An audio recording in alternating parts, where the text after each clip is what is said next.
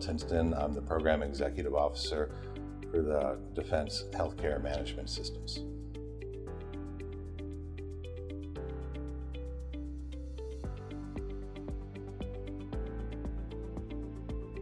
We learned a lot from the pilot. It really taught us the things that we needed to focus on as we got to the Travis wave, and we capitalized on that experience, and we had a very successful release at Travis, or rollout at Travis.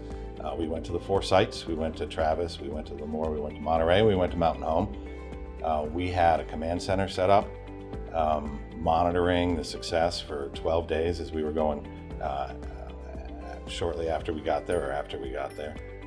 The things we were worried about were the IT infrastructure supporting those sites, and actually that was even more important than we realized, because we need the bandwidth in place to deliver the training. So that was there 6 months in advance. The organizational engagement and change with the sites themselves, and what we found is with the Wave Travis that the MTF commanders were a part of the team and leading their team in the adoption of the new capability, which was awesome. And the training, the shift of the training from IT training to a job role training, how to execute your work, your job, when the new tool came in place. And those were all very successful. There's certainly things we need to improve as we approach Wave Nellis, but capturing and capitalizing on those lessons learned from the IOC sites was critical and successfully done.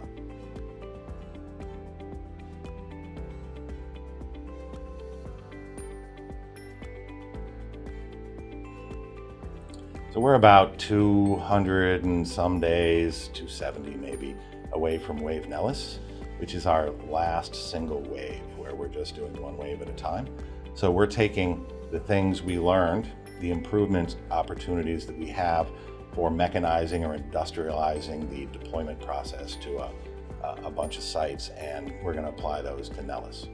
Right, so then that's kind of our last dry run before we get to stacked waves, where we're doing 2 waves at a time, and then the waves will have multiple waves in motion at the same time.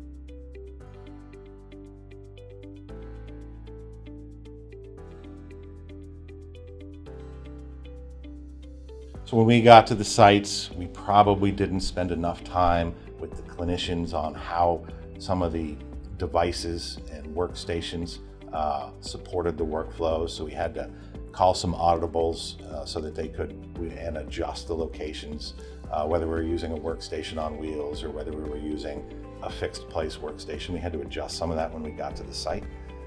We can't be in that position as we're dealing with more and more sites. We were able to overcome it this time and get everything where the clinicians needed it to be effective at using the workflows. We also saw some, and have continued to see, getting the roles assigned early in the process, because defining the roles at the MTF really defines the curriculum that people are going to go through, clinicians are going to go through to understand how to execute their job. So we need to get that better and earlier in the process. And we're putting tools in place so that we can track that and apply management or add resources if we need to at those locations.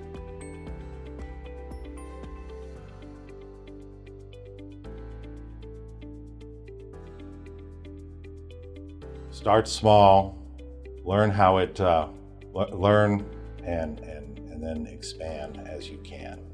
It's a multi-organizational, multidisciplinary effort, right? So we got the program office here.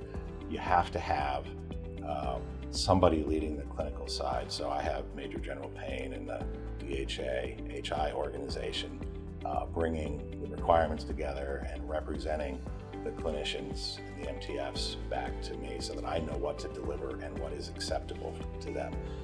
You need to engage the MTF commanders and the MTF staff so that they understand what's coming, why it's coming, what we're trying to accomplish, and how they can be a part of that and make it a success at their locations.